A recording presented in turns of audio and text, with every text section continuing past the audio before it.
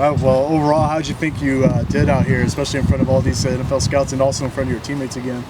Yeah, I'm really pleased with my performance. You know, there's a lot of anxiety and stress leading up to it. I mean, the last 3 months is just weighing heavy on your conscience, and you're just hoping it goes the way you wanted.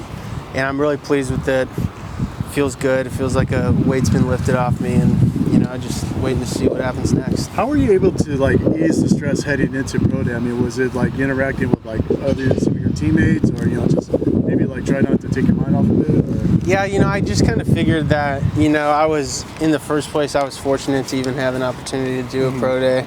You know, I'm a guy that doesn't have too much film, right. And so I kind of approached it in a way where I got nothing to lose, just everything to gain. So it's almost put all your chips on the table, right? Yeah, it's kind of just like I said, I really tried to approach it with I had nothing to lose. Whatever happens, happens. You know, I put in the work. I felt like I put the hay in the barn, and it was just time to go give it my best shot. Sounds like that there were some NFL teams that were interested in the end. What teams were interested after today? Yeah, I'm not too sure. You know, some scouts came up and said good job and maybe alluded that they'd be in touch, but I think right now it's just a waiting game. I got to wait and see. I think teams will call undrafted free agents after the draft, but we'll see. You know, I'm going to stay positive, stay hopeful, and we'll see what happens. Do you see maybe locally the Rams as a destination, even if you go undrafted? I mean, yeah, that'd be awesome. You know, that'd be pretty cool. I've been out here for 6 years, so I wouldn't mind going right down the street, and you know, that'd be awesome. And you started your career, from what I understand, as a walk-on. So you've had quite the journey. When you look back at your journey, I mean, was it definitely the journey was all worth it in the end? Yeah, you know, I think I definitely made the right decision walking on at UCLA. You know, there's definitely some ups and downs, definitely some adversity throughout the career. You know, being a walk-on's hard. It's hard on your confidence. You don't get too many opportunities. Right. But, you know, I think I built a great network here, and I met a lot of really great people, made a lot of really good friends, and I got an opportunity to learn from great coaches, and where else would I be able to do a pro day in front of all these scouts? So I think I made the right decision. And then you were actually timed by somebody, and unofficially was a 4.37. Was that the fastest you ever ran, or? I mean, if it was, I don't know about that.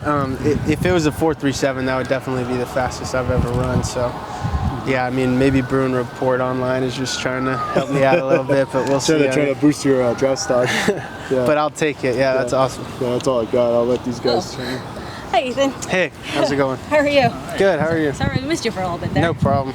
How did you think it went for you today?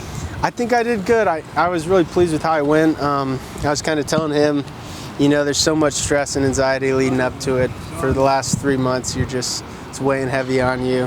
And, you know, I think I came out here and did almost as good as I could do, and I feel like I put the training in and it went really well. So, what do you want to show them in terms of what you could bring to an NFL team?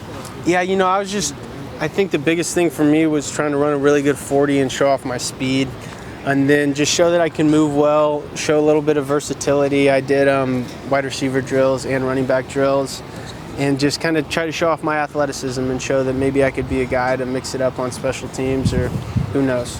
Are teams talking to you about doing receiver and running back, one or the other? Some teams want to... I'm not too sure. I'm not too sure. And, whatever they want. who have you talked to? Which teams today? Or? Yeah, I'm not too sure. A couple teams kind of told me that they'd be in touch. I got to meet the 49ers scout, who's a really good guy, and he kind of said that he'd be in touch with me. So, but you know, I don't really know. I'm just it's a waiting game, trying to stay hopeful and stay positive and see what happens. How do you handle the stress of not only preparing for this, but now waiting after this? Yeah, you know, I mean, now I feel like there's not as much stress, because for the last 3 months, you're just kind of, am I going to run this time? Am I going to run this time? Am I doing enough? Am I working hard enough? And it's a constant internal battle. And so, you know, now that the pro day's over, I feel like there's a big weight lifted off me. And at this point, it's just, you know, like I said, stay hopeful. And I feel like I put the hay in the barn. It's time to, you know, just see what happens. Is there someone or something that's kind of helped you through this process?